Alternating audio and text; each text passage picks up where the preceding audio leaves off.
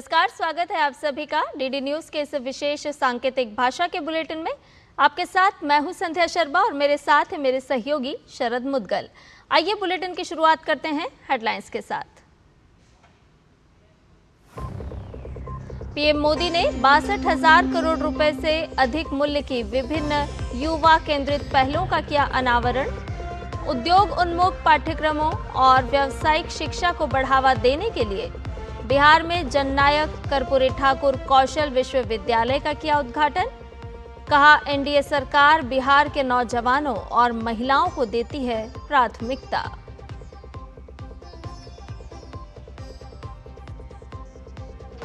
केंद्रीय गृह मंत्री अमित शाह छत्तीसगढ़ के बस्तर में आयोजित दशहरा महोत्सव में हुए शामिल। कहा, नक्सलवादी हथियार छोड़ मुख्य धारा में हों शामिल। कहा, मार्च 2026 तक नक्सलवाद का हो जाएगा अंत।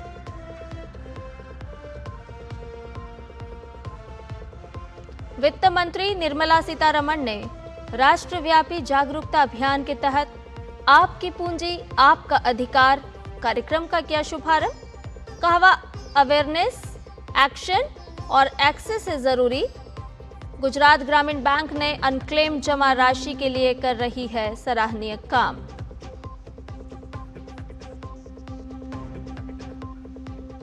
मुंबई में 26/11 हमले पर मनीष तिवारी और पी चिदंबरम के बयान पर भाजपा ने कांग्रेस पर साधा निशाना। हमले के बाद पाकिस्तान पर कार्रवाई न किए जाने के लिए सोनिया गांधी को ठहराया जिम्मेदार।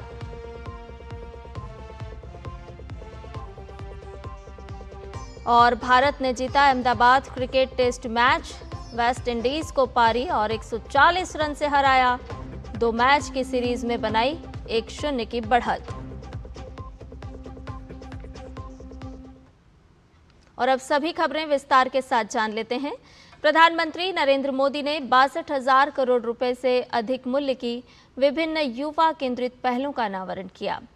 उन्होंने युवाओं को कौशल प्रदान करने की एक ऐतिहासिक पहल के अंतर्गत 60,000 करोड़ रुपए के निवेश से देश भर में 1,000 सरकारी आईटीआई के उन्नयन के लिए पीएम सेतु का शुभारंभ किया। आज पीएम सेतु योजना की शुरुआत की गई है। देश भर में हमारे 1,000 से ज्यादा आईटीआई इंस्टीट्यूशंस को इसका फायदा होगा। पीएम सेतु योजना के माध्यम से इन आईटीआईज को अपग्रेड किया जाएगा। यहां नई मशीनें आएगी, आधुनिक मशीनें आएगी, इंडस्ट्री के ट्रेनिंग एक्सपर्ट्स यहां आएंगे। कारुकलम भी आज की और फ्यूचर की डिमांड के हिसाब से अपग्रेड होगा। एक तरह से पीएम सेतु योजना दुनिया की स्किल डिमांड से भी भारत के युवाओं को जोड़ेगी। प्रधानमंत्री के दृष्टिकोण के अनुरूप राष्ट्रीय कौशल दीक्षांत समारोह के 4थे संस्करण का आयोजन किया गया। इसके तहत कौशल विकास एवं उद्यमिता मंत्रालय के अंतर्गत आने वाले औद्योगिक प्रशिक्षण संस्थानों के 46 अखिल भारतीय सर्वश्रेष्ठों को सम्मानित किया गया।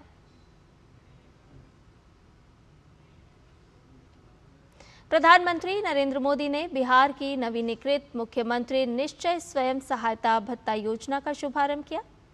इससे 2 वर्षों के लिए 5 लाख स्नातकों को 1,000 रुपए का मासिक भत्ता मिलना सुनिश्चित होगा। पीएम मोदी ने उद्योग उन्मुख पाठ्यक्रमों और व्यावसायिक शिक्षा को बढ़ावा देने के लिए बिहार में जननायक कर्पूरी ठाकुर कौशल विश्वविद्यालय का उद्घाटन किया। प्रधानमंत्री नरेंद्र मोदी ने इसके उद्घाटन पर खुशी व्यक्त करते हुए राज्य के निवासियों से जननायक के नाम की चोरी किए जाने को लेकर आगाह भी किया। मुझे खुशी है कि आज के कौशल दीक्षांत समारोह में बिहार को एक नई स्किल यूनिवर्सिटी मिली है। नीतीश जी की सरकार ने इस यूनिवर्सिटी का नाम भारत रत्न जननायक कर्पूरी ठाकुर जी के नाम पर रखा है। और कर्पूरी ठाकुर जी को जननायक ये सोशल मीडिया की ट्रोल करने वाली टीम ने नहीं बनाया। कर्पूरी ठाकुर को जननायक बिहार के जन जन ने बनाया और उनके जीवन को देख करके बनाया था। और मैं तो बिहार के लोगों को कहूंगा कि जरा चौकन्ने रहिए। ये जननायक पद कर्पूरी ठाकुर से ही शोभायमान है। आजकल लोग ये जननायक की भी चोरी करने में लगे हैं और इसलिए बिहार के लोगों से मैं जागरूक रहने का आग्रह करूंगा कि हमारे कर्पूरी ठाकुर साहब का ये जनता द्वारा दिया गया सम्मान कोई चोरी न कर जाए। प्रधानमंत्री नरेंद्र मोदी ने 34 राज्यों और केंद्र शासित प्रदेशों के नवोदय विद्यालयों और एकलव्य मॉडल आवासीय विश्वविद्यालयों में स्थापित 1200 व्यावसायिक कौशल प्रयोगशालाओं का उद्घाटन किया। उन्होंने बिहार के 4 विश्वविद्यालयों में नई शैक्षणिक और अनुसंधान सुविधाओं की आधारशिला रखी और बेहटा में NIT पटना के नए परिसर को राष्ट्र को समर्पित किया।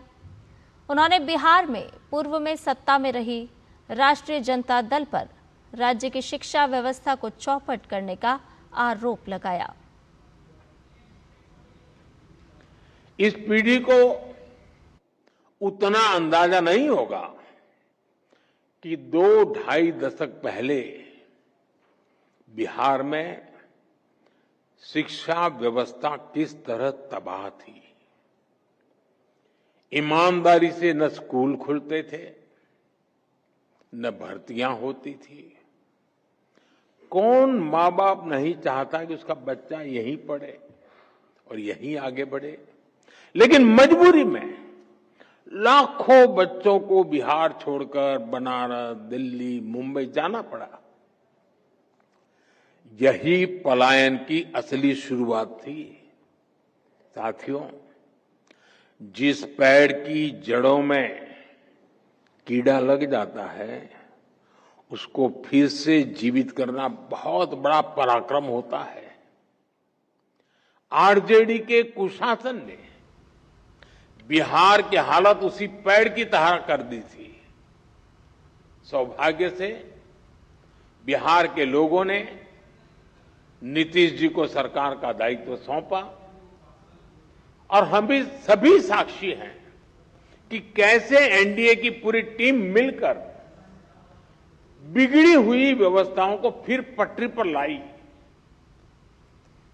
केंद्रीय वित्त मंत्री निर्मला सीतारमण ने आज गुजरात के गांधीनगर में बैंकों के पास रहने वाली अनक्लेम्ड पूंजी के अधिग्रहण के लिए 3 माह के राष्ट्रव्यापी जागरूकता अभियान आपकी पूंजी आपका अधिकार का शुभारंभ किया।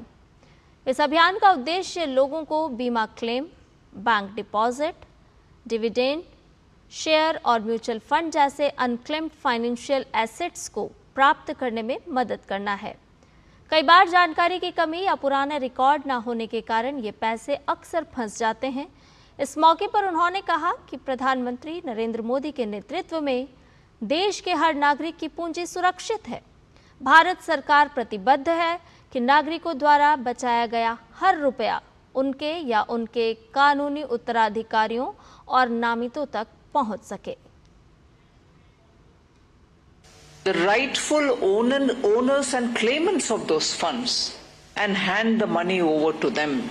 It is their money. The RBI has created the Udgam portal. So it is moving from one unclaimed area to another area which is holding this unclaimed deposit and remains there passively. But actually the true claimant is not able to lay his hand on his portion of that unclaimed money. वित्त मंत्री ने कहा कि जिस व्यक्ति का पैसा फंसा है, यदि उसके पास रिकॉर्ड नहीं भी है, तब भी उसके सिर्फ एक सूचना पर ही रिकॉर्ड्स की खोजबीन होगी और उत्तराधिकारियों और नामितों को पैसा दिया जाएगा। Everyone is going to get their money back. Just a little effort for you to approach saying, I have a problem, I don't have complete set of documents, मेरे पास इतना ही कागज है, निकालो मेरे अकाउंट जहां भी हो, हम ढूंढ कर निकाल कर आपको देंगे। ये हमारे आश्वासन है, हमारे कर्तव्य है और हम इसका वायदा ऑनरेबल प्रधानमंत्री जी को दे रखे हैं। इसीलिए गुजरात से आज मंगल शुरुआत हो रही है इस कैंपेन का। केंद्रीय गृह मंत्री अमित शाह आज छत्तीसगढ़ के दौरे पर हैं। यहां उन्होंने बस्तर में जगदलपुर के लालबाग मैदान में आयोजित दशहरा लोकोत्सव कार्यक्रम में भाग लिया। इस मौके पर अमित शाह ने जनसभा को भी संबोधित किया। गृह मंत्री ने कहा कि सरकार का फोकस देश से नक्सलवाद को खत्म करना है। मार्च 2026 तक नक्सलवाद का अंत हो जाएगा। पूरा बस्तर विकास से महरूम रहा, विकास आप तक नहीं पहुंचा। इसका मूल कारण ये नक्सलवाद। मैं आज मोदी जी की ओर से आपको भरोसा दिलाना चाहता हूं कि 31 मार्च 2026 के बाद ये नक्सलवादी आपके विकास को नहीं रोक पाएंगे, आपके अधिकार को नहीं।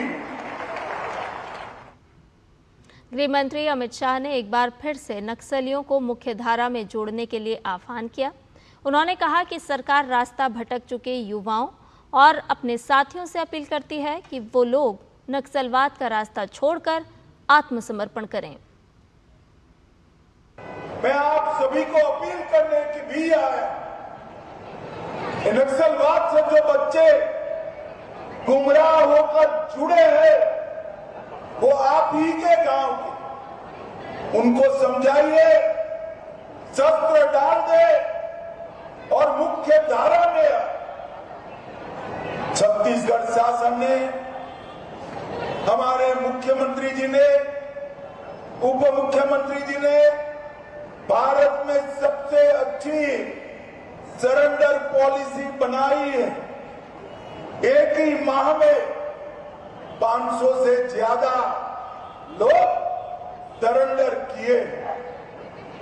सभी लोग सरेंडर करें, आपका गांव नक्सल मुक्त होते ही गांव के विकास के लिए 1 करोड़ रुपया छत्तीसगढ़ शासन आपको देगा।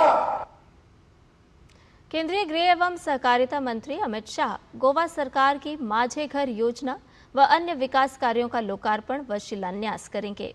माझे घर एक व्यापक योजना है जिसमें सरकारी और सामुदायिक स्वामित्व वाली भूमि पर स्थित घरों के नियमितीकरण समेत विभिन्न पहल शामिल हैं। माझे घर योजना गोवा सरकार की एक महत्वाकांक्षी पहल है जो लोगों को न सिर्फ कानूनी अधिकार देगी बल्कि सामाजिक और आर्थिक रूप से सशक्त भी बनाएगी। इसके अलावा अमित शाह गोवा डेंटल कॉलेज की नई इमारत, पणजी के डीबी ग्राउंड में स्मार्ट सिटी स्टेडियम और उत्तरी व दक्षिणी गोवा में ई विटनेस रूम का भी उद्घाटन करेंगे। गोवा के सीएम प्रमोद सावंत ने बताया कि गृह मंत्री Amit Shah 4 forensic science van को भी हरी झंडी दिखाएंगे। गोवा के मुख्यमंत्री प्रमोद सावंत ने इस पहल को विकसित भारत विकसित गोवा की दिशा में एक ऐतिहासिक कदम बताया है। उन्होंने अमित शाह के दौरे से पहले श्यामा प्रसाद मुखर्जी स्टेडियम में तैयारियों का जायजा लिया। बुलेटिन में फिलहाल रुक रहे एक छोटे से ब्रेक के लिए, जल्द हाजिर होंगे।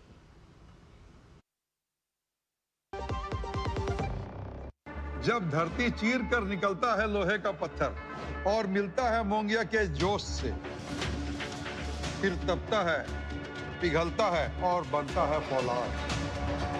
अब होता है सरिया सारी खूबियों के साथ। मोंगिया स्टील, मजबूत देश का मजबूत सरिया।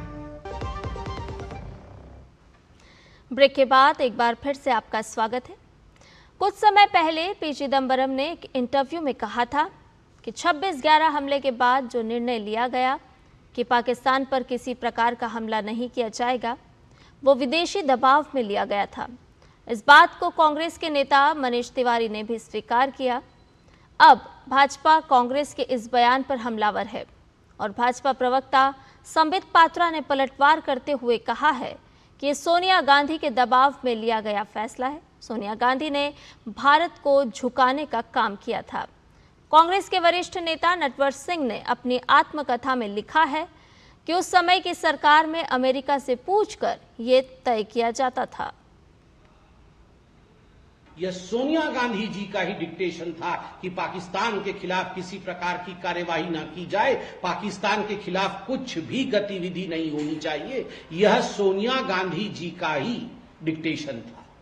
मुझे तो आश्चर्य होता है कि भारतवर्ष जिसमें अदम्य साहस, अदम्य शौर्य है, उसके बावजूद भी सोनिया जी ने हिंदुस्तान को झुकाने का काम किया और पाकिस्तान को पनाह दिया। भाजपा ने कांग्रेस नेता पी चिदंबरम और मनीष तिवारी के दिए वक्तव्य पर जोरदार हमला बोला। भाजपा प्रवक्ता गौरव भाटिया ने कहा कि पीएम मोदी के नेतृत्व में भारत की सेनाओं को खुली छूट दी गई और ऑपरेशन सिंदूर चलाकर पाकिस्तान को एक मजबूत संदेश दिया गया। लेकिन राहुल गांधी से विकास की ओर बढ़ते भारत को हमेशा विदेशी धरती पर बदनाम करने का काम करते हैं। प्रधानमंत्री श्री नरेंद्र मोदी जी के नेतृत्व में भारत कैसे मजबूत हुआ है, भारत की सेनाओं को खुली छूट दी गई और ऑपरेशन सिंदूर में हमने देखा आतंकिस्तान को किस तरह से करारा प्रहार करके एक मजबूत संदेश दिया गया। लेकिन हमने यह भी देखा है कि विदेशी धरती से जो भारत के नेता प्रतिपक्ष हैं, वो 4 दिन से विदेशी धरती पर हैं एक देश में, और उनका केवल एक ही काम है, वो काम है जो बढ़ता हुआ विकास की तरफ अग्रसर भारत है उसको बदनाम करो। केंद्र शासित प्रदेश लद्दाख के लेह जिले में अब हालात सामान्य और नियंत्रण में है, जिसे देखते हुए भारतीय नागरिक सुरक्षा संहिता 2023 के तहत सुबह 7 बजे से शाम 6 बजे तक प्रतिबंधों में ढील बढ़ा दी गई है। बाजार, व्यावसायिक प्रतिष्ठान और सभी शैक्षणिक संस्थान भी आज खुले हैं और यातायात सामान्य रूप से चल रहा है। हालांकि क्षेत्र में मोबाइल इंटरनेट सेवाएं अभी भी निलंबित हैं। केंद्रीय वाणिज्य मंत्री पीयूष गोयल ने सिंगापुर की विदेश और व्यापार एवं उद्योग राज्य मंत्री सुश्री गणसियो हुआंग के साथ भारत सिंगापुर 860 विकास और नवाचार के लिए साझेदारी व्यावसायिक सत्र को संबोधित किया। सोशल मीडिया प्लेटफॉर्म एक्स पर तस्वीरें साझा करते हुए उन्होंने बताया कि हमारे व्यवसायों के बीच बेहतर सहयोग और B2B अवसरों पर चर्चा हुई है। दोनों देशों के बीच एक अधिक संतुलित, समावेशी और आर्थिक साझेदारी के लिए भारत सिंगापुर व्यापार और निवेश संबंधों को और मजबूत करने पर जोर दिया गया। कपड़ा मंत्रालय के राज्य मंत्री पवित्रा मार्गेरिटा रूस दौरे पर रहे, जहां उन्होंने रूस के उद्योग एवं व्यापार मंत्रालय के अधिकारियों के साथ इस विषय की तमाम संभावनाओं पर गहन चर्चा की। इसके साथ ही रूस के प्रमुख कपड़ा केंद्र इवानोवो क्षेत्र के अधिकारियों के साथ एक अहम बैठक में भी राज्य मंत्री मौजूद रहे।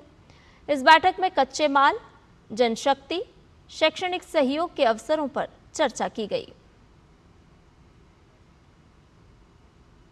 बरेली हिंसा मामले में पुलिस प्रशासन का एक्शन लगातार जारी है।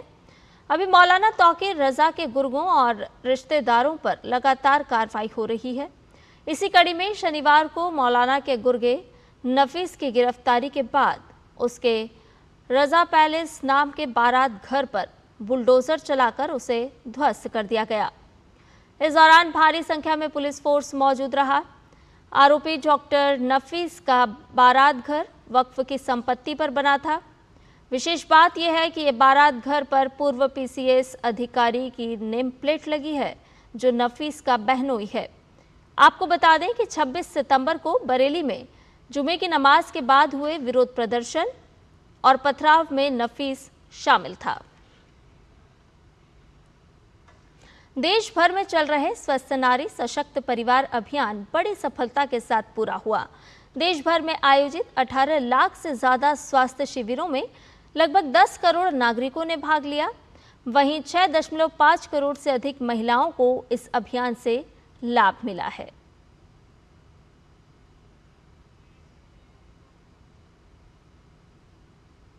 परिवार अभियान देश का सबसे बड़ा महिला एवं बाल स्वास्थ्य आंदोलन बना।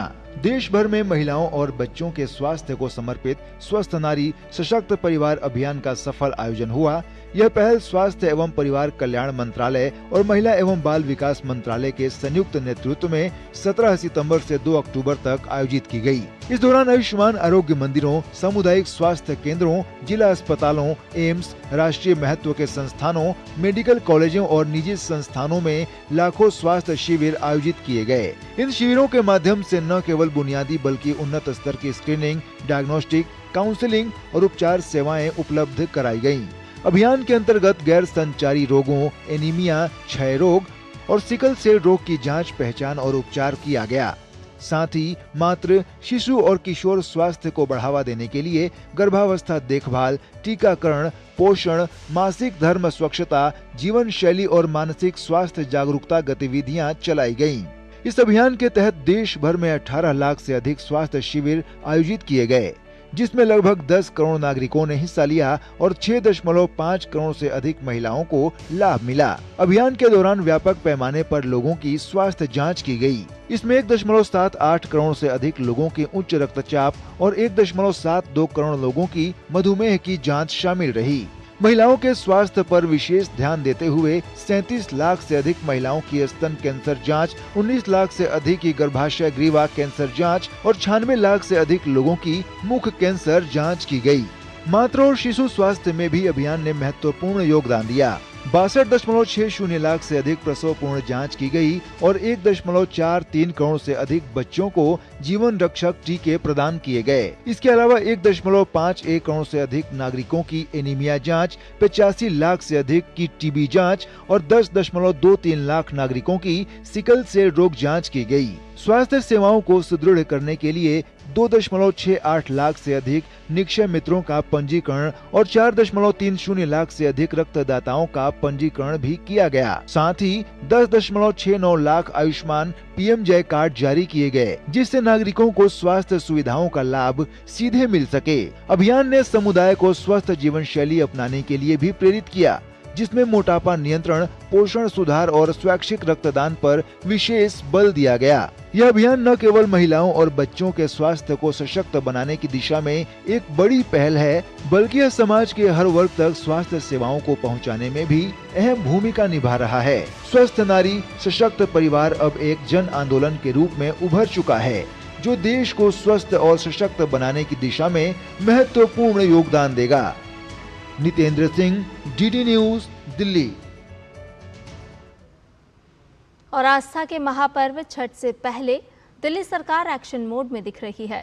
दिल्ली के मुख्यमंत्री रेखा गुप्ता ने मंत्री प्रवेश वर्मा और तमाम अधिकारियों के साथ छठ घाटों का निरीक्षण किया। इसके साथ ही छठ को भव्य और बड़े स्तर पर मनाने के लिए अधिकारियों को दिशा निर्देश भी दिए। राजधानी दिल्ली में हर साल की तरह इस बार भी छठ पर्व को भव्य और दिव्य तरीके से मनाने के लिए दिल्ली सरकार पूरी तरीके से जोर शोर से कोशिश कर रही है और यही वजह है कि आज दिल्ली की सीएम रेखा गुप्ता और दिल्ली में पीडब्ल्यूडी और जल संसाधन मंत्री प्रवेश वर्मा दोनों एक साथ निकले हुए हैं। और आप देखिए ग्राउंड जीरो से मैं आपको ये तस्वीरें दिखा रहा हूँ। सीएम रेखा गुप्ता को आप देख रहे हैं और साथ ही वो यहाँ पर निरीक्षण कर रहे हैं। प्रवेश वर्मा उनके साथ हैं और मैं अपने कैमरा सहयोगी केशव से कहूंगा कि एक बार वो आपको जूम करके वो तस्वीरें दिखाएं है। और देखिए दूरदर्शन आपको वो तस्वीरें दिखा रहा है जिसमें दिल्ली के हर एक घाट पर यहाँ पर निरीक्षण किया जा रहा है और तैयारियां मुकम्मल है और किसी भी प्रकार से किसी भी तरीके की कोई इंतजाम में कमी न रह जाए और जितनी भी छठ व्रतियां हैं उनको हर तरीके की सुविधाएं मिले। और आप समझिए मसलन घाट के दोनों तरफ तैयारियां मुकम्मल की जा रही हैं और इसको देखते हुए 29 तारीख को सचिवालय में एक हाई लेवल मीटिंग भी की गई थी। अधिकारियों को साफ तौर पर निर्देश दिया गया था कि दिल्ली में किसी भी प्रकार से छठ पर्व से पहले लोगों को मुश्किलात ना हो। और आप देखिए ग्राउंड जीरो पर दिल्ली की सीएम रेखा गुप्ता, उनके साथ में मंत्री प्रवेश वर्मा समेत दिल्ली सरकार का तमाम यहां पर आला अधिकारी और तमाम पूरा प्रतिनिधिमंडल उतरा हुआ है और कोशिश यही है कि दिल्ली में छठ को भव्य और दिव्य तरीके से मनाया जाए। दिल्ली से केशव के साथ मैं Mohit Shukla, Doordarshan news. Team India ने अहमदाबाद टेस्ट में वेस्टइंडीज को पारी और 140 रन से हरा दिया है। भारत ने इसी के साथ 2 मैचों की सीरीज में 1-0 की बढ़त बना ली। दूसरा टेस्ट 10 अक्टूबर से नई दिल्ली में खेला जाएगा। टेस्ट मैच के तीसरे दिन वेस्टइंडीज की टीम 286 रन से पीछे थी। अपनी दूसरी पारी में और पीछे होती नजर आई, जिसमें सबसे बड़ा योगदान रविंद्र जडेजा का रहा। जडेजा ने वेस्टइंडीज की दूसरी पारी में 4 विकेट चटकाए और कैरिबियाई टीम को घुटने पर ला दिया। वेस्टइंडीज की टीम अपनी दूसरी पारी में 146 रन पर सिमट गई। इस जीत में एक बात साफ नजर आई कि वेस्टइंडीज की पहली पारी में जहां भारतीय तेज गेंदबाजों का जलवा दिखा, तो वहीं दूसरी पारी में स्पिनर्स ने कमाल कर दिखाया। दिल्ली में चल रहे विश्व पैरा एथलेटिक्स चैंपियनशिप में दुनिया भर के पैरा एथलीट अपने खेल कौशल का लोहा मनवा रहे हैं। वहीं भारतीय खिलाड़ियों को भी शानदार प्रदर्शन देखने को मिल रहा है। चैंपियनशिप के सफल आयोजन को लेकर हमारे सहयोगी सुशील कुमार से बात की है पैरालंपिक कमेटी ऑफ इंडिया के सीईओ राहुल स्वामी ने। दिल्ली में चल रहे वर्ल्ड पैरा एथलेटिक्स चैंपियनशिप में भारतीय खिलाड़ियों का जलवा कायम है। भारतीय खिलाड़ियों ने अपने दमदार प्रदर्शन से हर किसी का दिल जीता है। इस वक्त मेरे साथ राहुल स्वामी मौजूद हैं, जो कि पैरालंपिक कमेटी ऑफ इंडिया के सीईओ हैं। इनसे बात करेंगे पहली बार भारत की धरती पर पैरा खिलाड़ियों के लिहाज से कितना अहम है और जो प्रदर्शन है इससे आने वाले जो खिलाड़ी हैं, जो युवा खिलाड़ी हैं, उन पे क्या प्रभाव नजर आएगा। पैरालंपिक मूवमेंट जो है इंडिया में वो बहुत आगे निकल चुका है। हम लोग मेडल्स तो पैरालंपिक गेम्स और वर्ल्ड चैंपियनशिप्स, एशियन गेम्स सब में जीत रहे हैं, लेकिन अब हम उस लेवल पे जा रहे हैं जहाँ पे हम बड़ी बड़ी इंटरनेशनल चैंपियनशिप्स को हम होस्ट कर रहे हैं। तो ये अभी तक की पैरा स्पोर्ट्स में सबसे बड़ी चैंपियनशिप है। इसमें 100 कंट्रीज़ ने पार्टिसिपेट किया है और 1200 से ऊपर पैरा एथलीट्स हैं जो यहाँ पार्टिसिपेट कर रहे हैं। तो आप समझिए कि इसका इम्पैक्ट हमारा जो दावेदारी है, जो 2036 जो हम ओलंपिक पैरालंपिक गेम्स के लिए कर रहे हैं, उसके लिए भी जाएगी। और एक जनरली हमारे जो एथलीट्स हैं, क्योंकि होम पे एथलीट्स खेलते हैं तो उनका एक अलग ही लेवल का परफॉर्मेंस आता है, उनको क्राउड का सपोर्ट मिलता है, तो उस पर भी बहुत इम्पैक्ट पड़ेगा। तो आगे आने वाली चैंपियनशिप्स, जैसे अगले साल नगोया में एशियन पैरा गेम्स है, उसके बाद LA में 2028 में वो है पैरालंपिक गेम्स, उस पर भी बहुत असर पड़ेगा। अगले साल एशियन गेम्स का आयोजन फिर से होने वाला है और पिछली बार जिससे हमने इतिहास रचा था, इस बार क्या कुछ उम्मीद है हमें?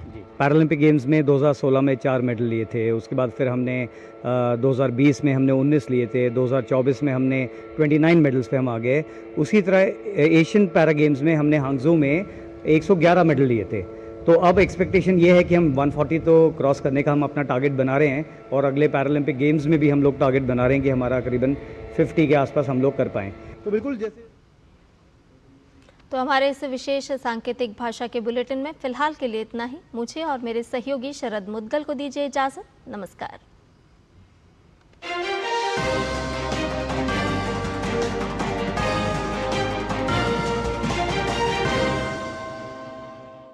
साइंस स्क्वायर पे इस हफ्ते देखिए विज्ञान